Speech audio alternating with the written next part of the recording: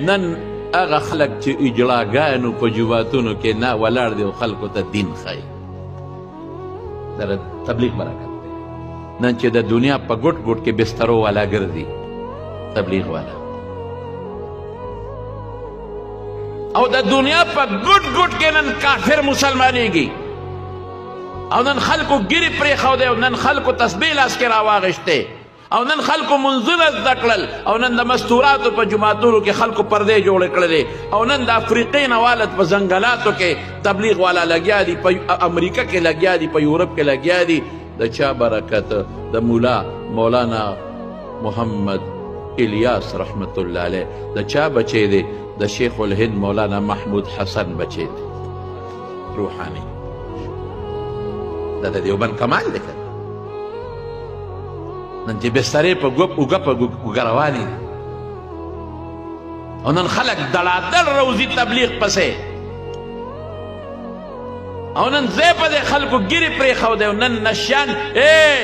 نن هغه خلک چې اجلاګانو په جوماتونو کې نه ولاړ دي او خلکو ته دین ښایي دا تبلیغ برکت دی بد به نه وایه تبلیغ دا تبلیغ برکت دا د دیوبند برکت دا د مولانا الیاس رحمت الله علیه برکت داسې خلک داسې کورونو کې ما صاحب په دارالعلوم نعمانیه کې موږ سره تقریبا کم و بیش 1000 طالبان به سږ کال د دورې حدیث فارغېږي او په دارالعلوم حقانیه کې 1500 1400 دي که 1600 بل فارغېږي سږ کال الحمدلله نو ما دلته کې طالبانو ته وې مې بچې تپوس ته نه کوم مې تاسو به هغه کسان ما ته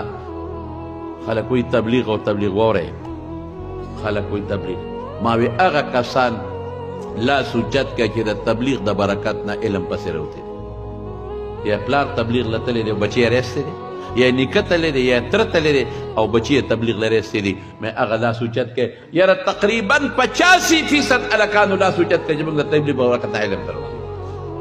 دقسې په دارالعلوم حقانیه کې مې وویل 85% کسانو لاس اوچت کړه موږ د تبلیغ د برکت راوشو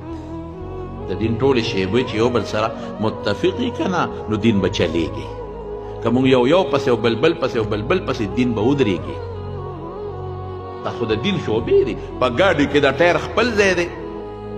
هغه شیسي هغه منداڼو چې مخکې رستو کوي څه ورته وایي ګیر د هغې خپل ځای دی د انجن خپل ځای دی هغه ټایرنګ د هغې خپل ځای دی که یو کار پرېږدي ګاډی نشي تللی انجن وایي دا ګاډی خو ده چلو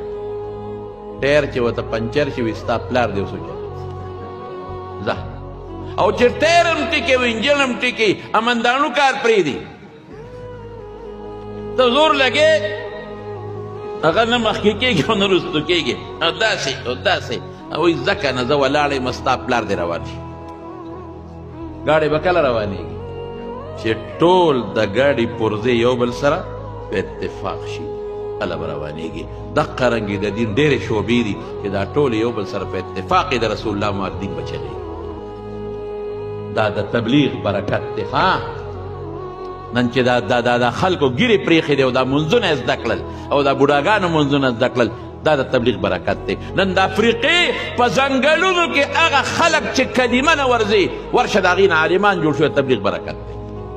نن د امریکې په روډونو باندې تبلیغ دعوت چلیږي نن د برطانیې په روډونو کې تبلیغ دعوت چلیږي نن دنیا عیسایان او یهودیان حیران دي چې دا کم خلک دی دا پټکو والا او دا ګیر والا دا دوی څه کوي